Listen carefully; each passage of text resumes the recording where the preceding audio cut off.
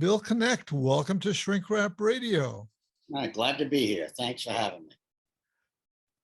And we're going to be discussing your 2022 book, The Accidental Therapist, sharing over a half century of experience and insights to facilitate positive outcomes. That's quite a promising title. You're going to have to deliver big time with a title like that. Okay. But before we get into the book, let's talk a bit about your background. Where did you grow up? Tell us about maybe your family situation. Did you grow up in a family of psychiatrists or what? And No. Your schooling and so on. Let's go there. All right. I was born in New Hampshire, grew up in a middle-class family where my father was a high school teacher and my mother was a nurse. Sometimes I describe myself as an ACON. What is that? That means an adult child of a nurse. And all of that implies, for example, my mother used to make us have cod liver oil in the morning. And my grandmother did that with me. Yeah, cod liver oil. Hard red rubber thing hanging in the bathroom to make sure we were regular. Oh, wow. Yes. I grew up in that era as well. I'm familiar with these torture practices. Right. And we shared before I turned on the recording here that I also spent 2 years in New Hampshire. At the time we had 2 young children and my wife and our 2 young kids and a dog that we brought all the way from California. Wow. We had just a wonderful time there. It felt like being in early America. Those early American values are still so strong and alive in New Hampshire. At least they were when I was there, which was. You remember their motto is "Live free or die." Yeah, I actually kept a number of license plates, and I have them up in my garage, just because I was so tickled by that. Right. By that motto. Yeah. Then when I was about 7 or 8, we moved to Massachusetts. And so that whole atmosphere. Later on, I went to the University of Massachusetts to get my bachelor's degree. Uh-huh. And what did you major in there? Well, initially, I majored in philosophy. Okay, yeah. I thought I was going to be a philosopher. But it took me I was pretty of a slow learner. So it took me 2.5 years to figure out I wasn't going to get a job as a philosopher. Well, so only if you got a PhD and became a professor. Yeah, right. So anyway, but I was not very goal oriented. Back then, I got along. I did a lot of reading when I was a kid, so I got by and passed. Didn't really do much studying or whatever. Kind of get by just from my reading of history and philosophy. And I even did the same thing at UMass. I really was not goal oriented at all. And the psychology that I switched to, I was just interested in people and so forth. But my thought as an undergraduate was that most of my study was related to human resource kinds of stuff. So I remember carrying around that book. It's called Human Engineering. It was about how to design the chair so it would be psychologically, comfortable for somebody. That was the kind of psychology that I thought I was going to. Yeah. So you were saying that you were not a terribly motivated student. Right. It seems like you had more of a penchant for following your own passion and reading what you wanted to read and so on. Exactly. And well, back then, again, this was in the early 60s. Uh-huh. So my thought was, if I get a college degree, no problem. I'll be able to get a job anywhere. Yeah. So I graduated, applied for several jobs, and didn't get any. So I went to work as a bank teller. Okay. So, but then, of course, this was 1965. I got my draft notice. Oh, boy. This was during the Vietnam conflict. Yeah. So I didn't want to go in the jungle or in a tent or whatever. My father was in the Army. So I said, well, I'll join the Navy instead. So back then, if you joined versus being drafted, you could take a 6-month hiatus before you joined. Uh-huh. The caveat was that you had to spend 4 years rather than the 2. Okay. Yeah. So I went in the Navy in April of 1966. And in your bio, you mentioned that you were actually in Vietnam, but on the ship. That's correct. Yeah, for a year. Yeah. Well, of again, your this, service. I call it that oxymoron called. It's called military intelligence. Right. I love that. Which is, so when I graduated from hospital corpsman school, which was my third choice. My first choice was photographer or a clerk, like the HR stuff. But anybody that I worked in the hospitals in the cafeteria, my mother got a job in summers. So they saw that word hospital and they saw so they put me in hospital corpsman school. Little did I know, hospital corpsmen in the Navy are the medics for the Marines. So they're the ones that are going, they're the most highly decorated single force in all the services because they're the medics for the Marines that are in the jungles and I'm doing the premier fighting. So after corpsman school, where they teach me how to treat a sucking chest wound, and put a tourniquet on and stuff like that, I was thrilled that they sent me to Navy Hospital in Philadelphia. Uh-huh. I wasn't going to go to Fleet Marine School and then Vietnam. But again, military intelligence, they saw that word psychology and they put me on a 48-bed locked psychiatric unit with 80% were acute schizophrenics and the other 20% were lifers who had alcoholism. Well, that's another place where our lives intersect because I did my undergraduate work no, wait a second, I'm getting mixed up. I did my did you say Philadelphia is where they sent you? Oh yeah, Philadelphia Naval Hospital. Okay, right. Yeah. So I did my undergraduate work at the University of Pennsylvania in Philadelphia. And then later in graduate school, I worked at VA hospitals. So that's where I was getting my wires were getting crossed in my brain because I was thinking, well, I might have worked at the hospital you were at, but no, your hospital was in Philadelphia and I was later. Well, even after I did after 2.5 years in the psych hospital in the Navy, they did send me to Vietnam and I was a hospital ship there. But that was medical corpsman. That was not psychiatric. Yeah. So then how did you become a licensed clinical social worker? Well, after the Navy, I went back to Philadelphia where I was very easily got a job because they were very familiar with Navy corpsmen. So a friend of mine, another Navy corpsman, got me a job at one of the earliest community mental health centers in the country. Oh, wow. Called West Philadelphia Community Mental Health Consortium. And so that's where they put me, one of their satellite units in West Philadelphia. And that turned out to kind of set the pattern for the rest of your professional career, right? Because That's right. Because my supervisor, back those days, the therapists were like BA levels, psychology students or mental health aides or whatever the heck, even substance abuse recovering people. And the supervisor was an MSW. Okay? Yeah. So I looked at that picture and I said, well, maybe I ought to get my MSW too. So that's how I eventually went to Tulane and got and then from there I went back to New Hampshire where I worked in the mental health system.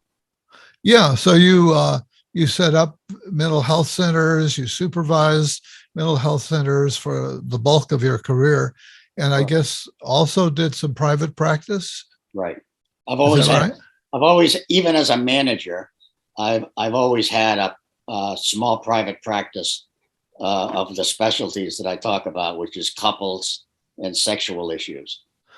Yeah. So we should get into your book, The Accidental Therapist, which, by the way, I discovered uh, The Accidental Therapist. That's a great title, and evidently a whole host of other people also think that, because I was looking for something about you on Google, and Wow. I was coming up with all. I think there was a TV series called The Accidental Therapist, and lots of people who had written books. There's a novel with the same title too. Yeah, yeah. So so it's a Yeah, good thing your book has a subtitle right, exactly. to clarify it. Yeah. And so one of the things that impressed me as I was going through your book is you have what I would call a very down to earth, brass tacks approach to That's therapy. when you really said that, that was really pleasurable to me that you said that, because that's my intention. Yeah, Uh, I'm yeah, and I tend to be a forest for the trees kind of guy rather than an academic person. right, right. And so So you, most of my career, I've had to learn by doing. right. And so anyway, that's at Yeah. this point, So your book my, really describes the kind of principles that stuck with you. Uh, and one could get I don't know if they would get this impression from our conversation, but from a quick glance at the book, they might get the idea, well, this guy, he settled on short-term therapy, behaviorally oriented short-term therapy, and that's that. But I was intrigued as I read on to discover that you got training in a whole lot of different schools of therapy and approaches to therapy. Maybe we can run through that list for us a little bit. I want our listeners to appreciate that. well, that's I would just say that I came to a lot of my thinking about being a therapist. It's an ongoing thing, and it's still evolving, even Yeah. today at age 79. Uh, anyway, so So you're still doing therapy? yeah, briefly, like one day a week. Uh-huh.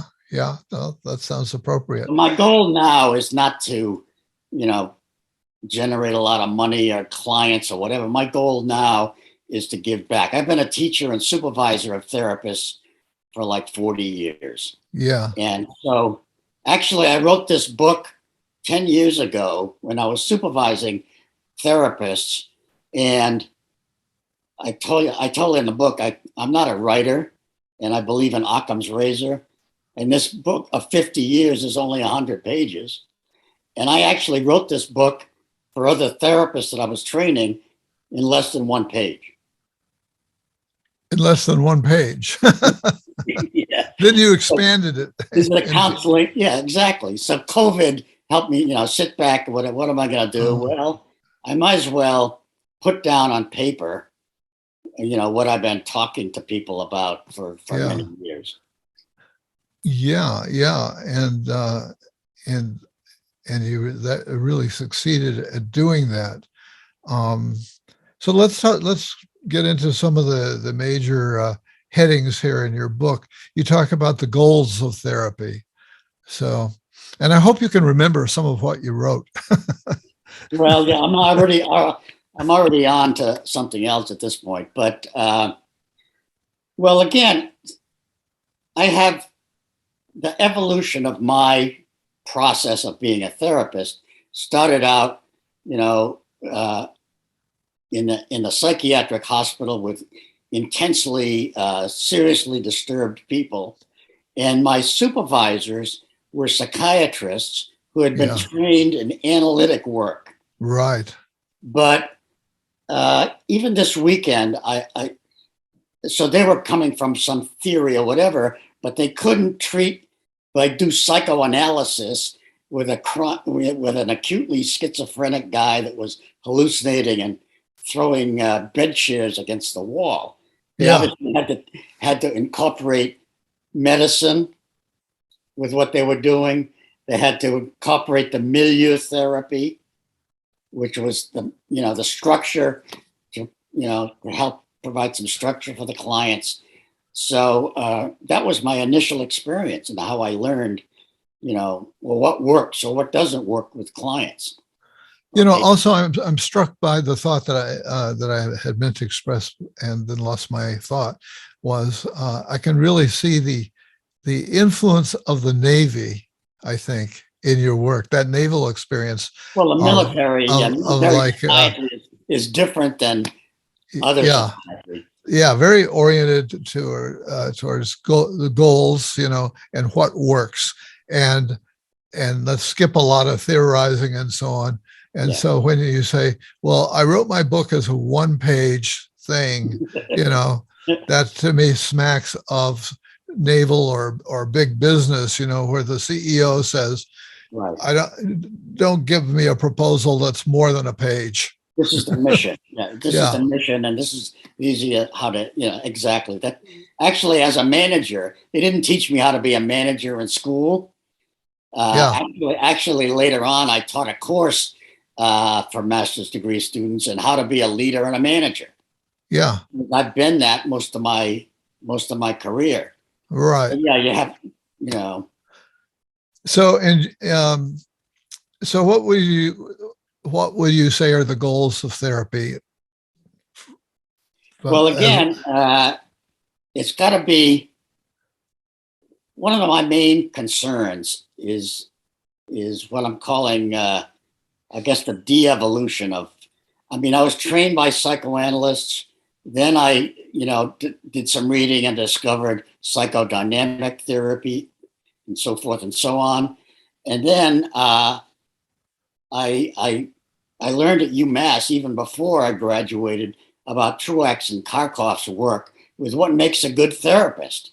It's accurate empathy, it's genuineness, positive regard, non-judgmental, warmth, which we've already talked about. You might still have, and I hope so. It made me think about those kinds of issues, and even Scott Miller's work recently comes back around to saying, what does the client want? What are the client's goals? What do they want? Do they want to calm down or whatever? And then after they calm down, then what? So we have to be attuned to what the client wants at the center, but also philosophically, I became, in my philosophy work, and as it overlapped with human behavior, I became a behaviorist, and I studied Joe Wolpe's work and stuff like that. In fact, that's also why I moved in that goal direction to change patterns of behavior, change habits, and so forth to help the clients get to a better place. Yeah. So your work evolves to be short-term, goal-oriented approach to therapy. Well, some of that was related to what I would call the medical industrial complex, which requires, if you're doing insurance, managed care came in the 80s, and they said, well, by the way, we're not going to pay for seeing treatment forever out of the psychoanalytic approach or whatever the heck. You're only allowed 20 visits. So as the manager, I brought in Simon Budman, if you know him. He's the one who wrote the first book out of Boston on short-term therapy. Okay. So I brought him in to teach my therapists how to do short-term therapy. So it fit and evolved in that kind of a way. Yeah. So I think I read in the book that the average length of treatment was maybe about 6 sessions. And that's right. And by the way, what I tell clients is it's rare that I'm going to see you more than 4 or 5. So that fit exactly with the model that I'm using, kind of experientially. I didn't read any books about it until Yeah. So you set the client's expectations uh, very clearly, Right. right at Well, the outset.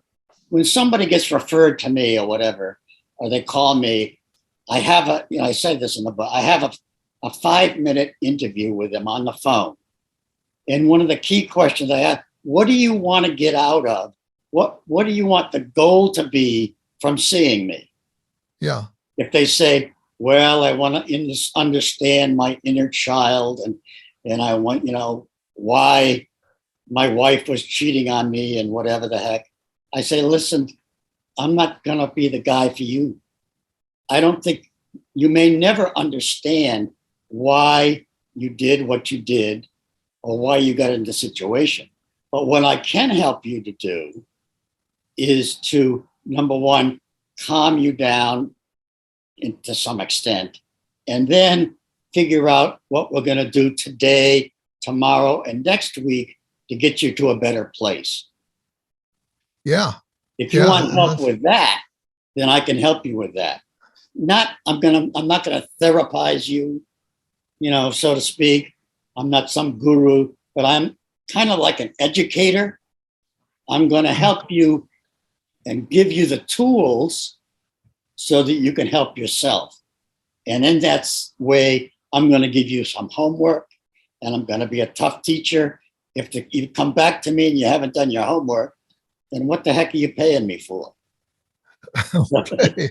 So I'm direct in that kind of a way. Yeah, it's a very brass tacks, and as you point out, necessitated. I mean, maybe even more so in today's environment than it was in the '60s, where there's so much trauma and distress amongst us all in our population, and you talk about cultural backgrounds, racial backgrounds. You go into you say all of that has to be taken into account. And a lot of the people out there don't come from a background where they really want to talk to somebody endlessly for self-exploration. What they want to do is improve their situation. There's still some people that do that. Unfortunately, of course. Lately I've been doing kind of networking with other therapists and beginning therapists and whatever. And I'm taken aback by what I call a de-evolution, because people still think that I've got to meet with somebody, once a week for 2 years to help them with this trauma and whatever, and understand talking about the past,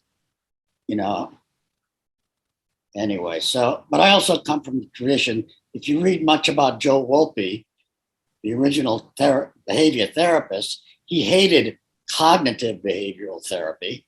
He said, what are you doing? Sitting around and talking about it isn't going to help you to change yourself. So anyway, that's my rant for today. Yeah. I was interested too. You mentioned Truex and Kharkov, and that was another connection point when I read that, because I taught out of their book, The Skilled Helper. I taught a course on called Introduction to Counseling for years and years, both in California and at the University of New Hampshire, and that was a major text in the Introduction to Counseling, because they argued so forcefully for these personality factors of the therapist. Exactly. And emphasizing that they were skills. That was a new idea. When I was in graduate school, nobody talked about skills. We were steeped in a ton of therapy, of theory. I mean, we were steeped in a ton of theory. And hey, but what do I do? What do I do as I sit across from this person? And their approach, which was totally non-blaming, non-judgmental, was like, well, if you don't have these skills naturally, you can learn them. Right. And we can, and research back that up by lots of other people, that you can break it down to, if you will, micro skills that can be taught. that Yeah. can be assessed and that you can give a person feedback on how they're doing. Well, I'll get back in a second to the issue of the therapists themselves, but because I think that's a key thing that a lot of schools are not ignoring. But anyway, I go back to it's almost in my book. Oh, my glasses on, but the study done in 1999 by Hubble, Duncan, and Miller, and they talked about the factors that account for therapeutic relationship change, and they say, client hope, techniques used, things outside the relationship, and therapeutic relationship itself. And you know what the biggest factor is? What? Things outside the relationship. You're talking to somebody in 1 hour in a meeting, but if their wife, yells at them the next day, that's they're not going to be able to learn or apply whatever the heck you taught them in place. So again, that's the social work background helps look at the bigger picture. Yeah, the bigger picture. And I think you may have told an anecdote in the book, if I recall, of somebody coming in and saying they're a lot better, and that you inquired, maybe it wasn't you, maybe I'm thinking of somebody else, and it turned out it was something totally unrelated to to what you thought you were doing as an intervention. That's why, when I talk about my first session or how I begin a session, yeah, I have something, like Scott Minow said, some years ago, the best therapists prepare before the session, and then they critique themselves after the session. That's how we continue to grow and evolve and personalize the therapy. Yeah. So every session, I don't start with, okay, did you do your homework or whatever the heck? I start with, how are you today? Because on the way to the office, they could have run over a cat. And so they're not going to pay attention to or listen to, the therapy part, because they're going to be preoccupied with something else. Yeah. They always start, with where they are right now in this moment. I'm not going to say this is mindfulness or whatever the heck. I don't care what you call it, but I doubt that you'd spend the whole session talking about the cat that they ran over. No, not usually. Yeah. Because the first session is always, I teach them how to calm themselves down through diaphragmatic breathing and so forth. Yeah. So, you're very practical. And I also have been very much influenced by Scott Miller's work. And Right.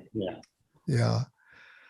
And another thing, there were just a lot of places where we match up in terms of our attitudes and past experiences. And you have a section where you kind of refer to what I would call the shamanic roots of this therapy business.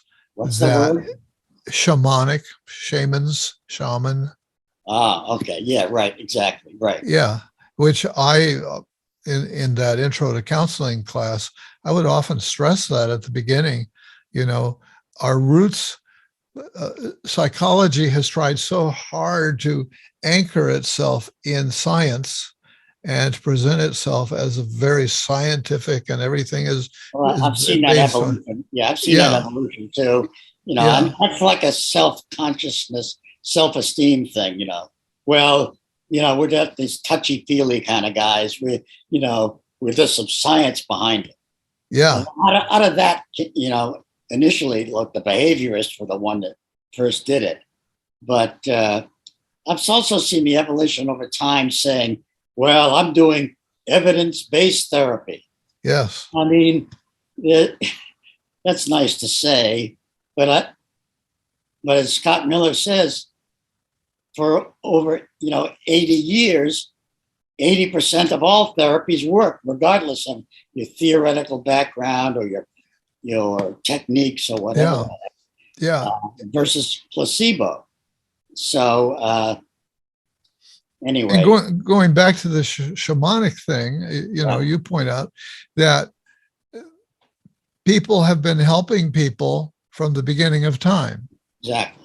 and some people have had roles that before therapy was invented. There were priests, there were religious leaders, there was a wise person in the tribe, whatever. And so I would always emphasize that, yes, we've got some roots in science, maybe, but we also have a long tradition, based on this more human to human. Right, exactly. Yeah. Well, that's the other thing that not a lot of people are talking about, but I think I say at some point, clients may listen to what we say, but they take more out of how we are and how we're relating to them. Mm-hmm. It's a conversation we're having with another person. Yeah.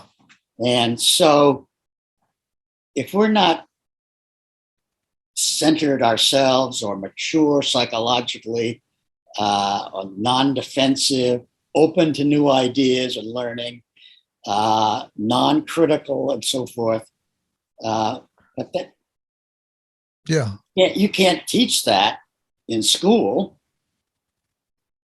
right?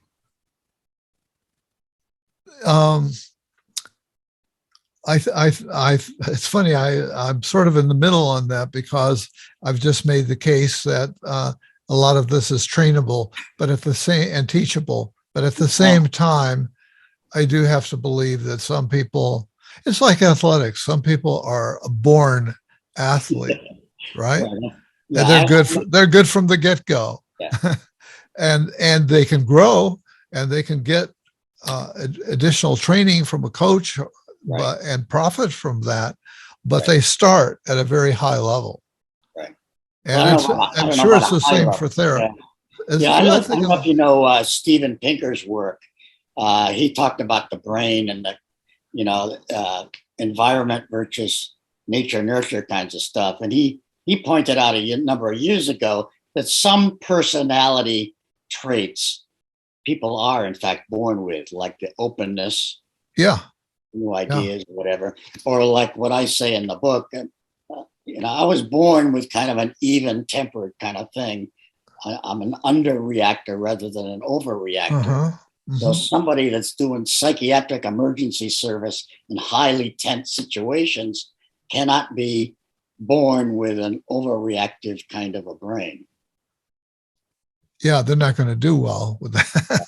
Exactly. Right. And supervision, you've done a lot of it, and you, in the book, you emphasize that it's really important. You think that supervision should be an ongoing thing, even for people who've been therapists for a long time. Absolutely. About 3 years ago, I started a monthly group. It's kind of a support group for clinical social workers, and don't charge any money. It's open-ended, and a lot of good stuff is happening with it. In fact, last sessions, all this trauma that's going around us, violence and so forth, how will we react? What are some solutions to that in terms, especially taking care of ourselves? Yeah.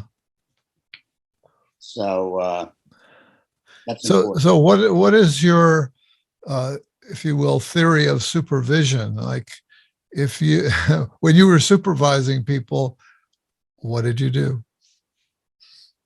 Well, the first I give them a handout of, this is Bill's supervision. And the first sentence is, this is going to be a collaborative arrangement. Uh-huh. And it's going to be lifelong. What is it? Collaborative means this is going to be a dialogue between, like therapy, it should be between you and I. And if you're Bill, I think you're full of baloney, or what you're teaching me doesn't make any sense, or whatever. I want some feedback from you about whether this is working or helpful or not. That's what I mean by collaborative. Yeah. And lifelong means you can see me one time and think that I'm full of baloney and want to end the relationship. But my commitment to you is, after my 2 years of supervision of you that you have to pay me for, in order to get your license. When it's ended, 3 years from now, you can still call me up and do career counseling, or I got this case and I don't know what to do with it, or whatever. So that's the first sentence of my format for supervision. Well, that's a real gift. You are pledging your support for life. Right. Yeah, that's. I'm 79 now, so it might not be that long. I mean, nobody ever said that to me. As I think back, that's just an incredible gift to put out there. Yeah. And did you use? Did you go over tape recordings or video recordings or anything like that? I do. As part of that, again, it's a one-page document about Bill's supervision, and part of it is, we check in with each other, what's going on right now, whatever the heck. But then under I say, okay, how you're to present the case to me. So I outline how you present a case. Uh-huh. And back in the old days when we were in school, I don't know about you, but we did process recordings. You ever hear of those? Yes. Yeah, I think so. Yeah. So, but spell it out. Well, process recording is, okay, tell me from the beginning. Well, it was a Tuesday. New client came in. I went out. They told me he's in the lobby. I went out to the lobby. He looked like this, that, the other. I said hello, and we walked back to the office, sat down. I said this, he said that, and whatever. So it's like what I say now. We don't really do that anymore, but I say rewind the tape, rewind the videotape of what exactly happened, what you did, what he said, or whatever. Why did you say that? And so that's the process that I want them to get used to kind of not only examine what they did or why they did it, making sure they had some goals in mind, not just doing it. Yeah, and when you say rewind the videotape, you're not talking about an actual videotape, but rather rewinding. Although it I was trained with Salvador Minuchin, family therapy, where they had one-way mirrors, and they were sitting and watching the family therapy go on place, and they would stop it. We don't really have that technology anymore. I don't know if you do, but so that's why I use that analogous. Yeah, when I was teaching Intro to Counseling, fortunately, we had something like that on campus, and so I would do that. Right. And that's a pretty scary situation for beginning counseling people. Yeah, you can imagine. Salvador Minuchin, you know who he is, family therapist in Philadelphia, as part of our system. But anyway, he would actually interrupt the session and say, okay, I want Johnny to sit next to mom now. Yeah. And now, okay, now proceed. To show the systemic dynamics of how to change the family therapy. Yeah. Well, that's an example of what I was saying in the beginning, is that you've actually had a lot of exposure to other approaches. And that's just, that's a good example. So a lot of your work involves couples therapy. What would you say is your approach there? Because of the training with Minuchin, certainly. And well, that was more family therapy. Yeah. Well, I got my the best training was from Richard Stewart, very underrated and outstanding therapist, social worker, who started. He actually was the guy that first designed Weight Watchers eating program. Pick up the fork and only take one bite at a time, kind of thing. Huh. But anyway, he was an early behavior therapist. He wrote Helping Couples Change, very detail oriented about how to do behavioral couples work. Mm-hmm. He did premarital counseling. And so I learned mostly from him. Yeah. Then it evolved over time. I studied Gottman's work and so forth and picked up something from that. And then I had a professor at Tulane who was a family therapist. I learned something from her about about taking the personal history about when the couple first met and what it was about the other person that made them decide, well, they are the one, and then utilize that and go from there. Uh-huh. But after that, it's all future oriented. Not allowed to talk about the past. It's only about what are they going to do this week, next week, what are their goals for taking care of each other, and teaching them how to talk to each other. Teaching them how to what? Talk to each other. Talk to each other. Okay. It's the active listening thing. I call it fighting fair. Yeah. Yeah. Where the goal of the argument is not, or the goal of the discussion is not to win the argument. The goal is to fully understand the other person's perspective. Mm-hmm. Mm-hmm. And a lot of your work has been around sexual matters. Tell us about that. Well, it was, I don't know why, but that's probably another book about why I got into that in the first place. But anyway, I had an interest in sexual. And so in grad school, I did an annotated bibliography of Masters and Johnson's book that had just come out. Uh-huh. And nobody was talking about those issues. Again, I grew up in puritanical New England, whatever, where nobody talked about sex to any extent. So I was interested and I was willing to talk about it.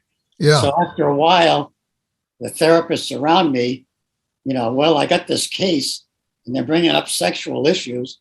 I'm not comfortable talking about it. So they refer them to me. So from grad school in New Orleans in the early 70s, I was doing that kind of work.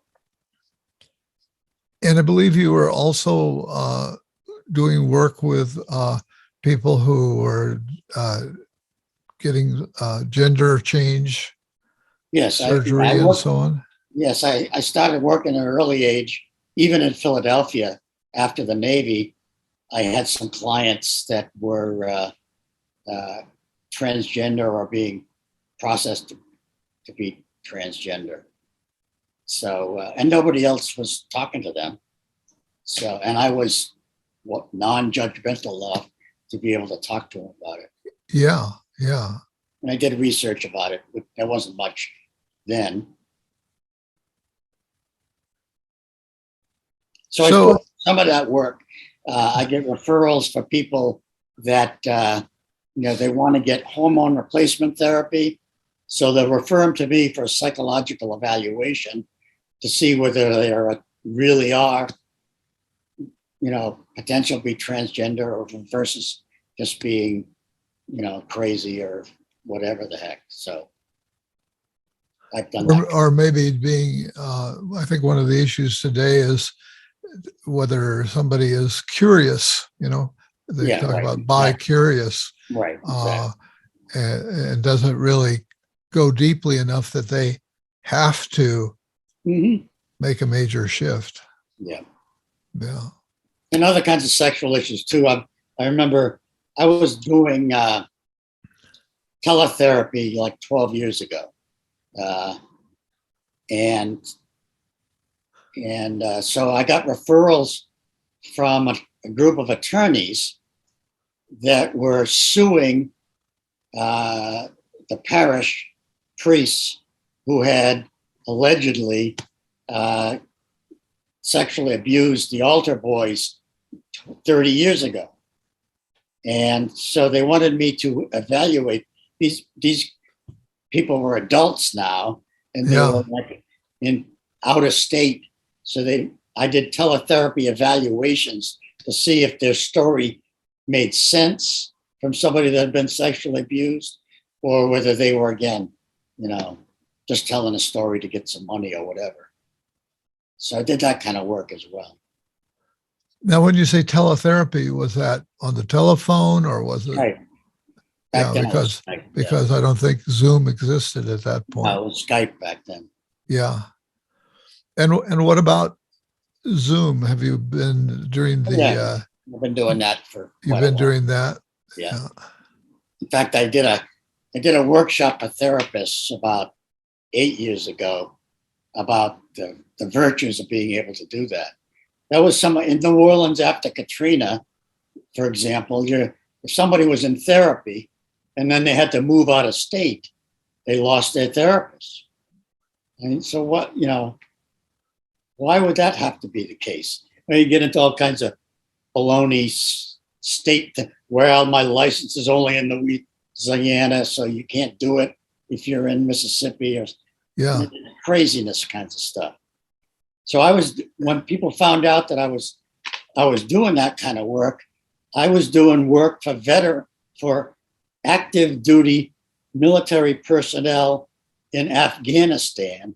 I was doing marriage counseling for them via Skype. Wow. Yeah. So you've had such a full career, I have to say.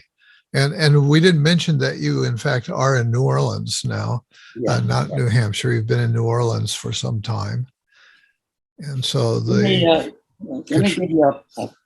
give you a plug for a guy that I listened to this week. I don't know if you've heard of John Norcross. Not that I recall. I just took a half-hour free. I'll send you the link. But anyway, he's done a lot of work. He's a psychologist. He's done a lot of work on integrated therapy, which from an academic perspective, I've been doing, not knowing what I was doing. I'm taking from this theory, from this technique and whatever, and personalizing it to the client. He's actually done research and whatever. I think he would be a great guest for you. Okay. Because I'm John Norcross. I'll send you his YouTube video after, okay. So you can take a look at it. It's only half an hour, and he's talking to some therapist guy in Australia about it. But it's about the same kind of thing that I'm somehow doing it, without the academic background for it. Yeah, that's got to be very gratifying to discover that. And his example was like the one that I said, there's a psychoanalytic psychiatrist, trained psychiatrist, that's doing inpatient psychiatric work. You can't be one theory. You have to use multi theories and approaches to be able to personalize the therapy. Yeah. So I think we've covered the stuff that I had hoped to cover with you. Let me check in with you. How are we doing? Have you been able to get out what you wanted to get out? And again, my purpose again is to have discussions like this between other therapists, beginning therapists, and so forth, to help them, help clients. That's my goal. Yeah. Well, this interview will be available to people like that, and certainly your book's available to people. Where can people find your book? On Amazon. Just go to Accidental Therapist Bill Knecht, and you'll find it. Okay. And we should mention the Knecht is spelled Knecht. Correct. And I didn't know how to pronounce it. I contacted you. I'm pronouncing it 3 times a day. Connect the dots is what I say. Yeah. Was that a challenge in your career that people didn't know how to pronounce your name? Yeah, I'm used to it now, though. Yeah. So, anyway, my main message is make sure that you're client-centered. You're doing what the client wants you to do. And if they don't know, help them with that. And secondly, we have to take care of ourselves.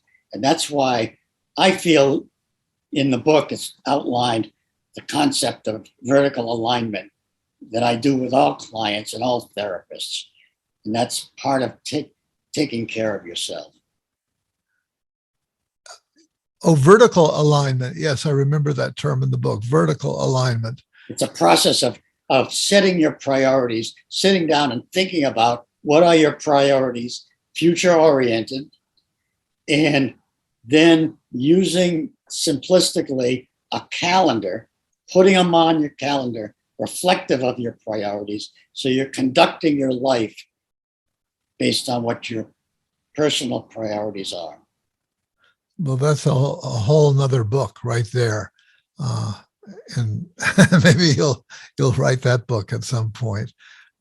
Bill Knecht, I thank you for connecting with me today on Shrink Wrap Radio. Thank you, Dave. I appreciate it.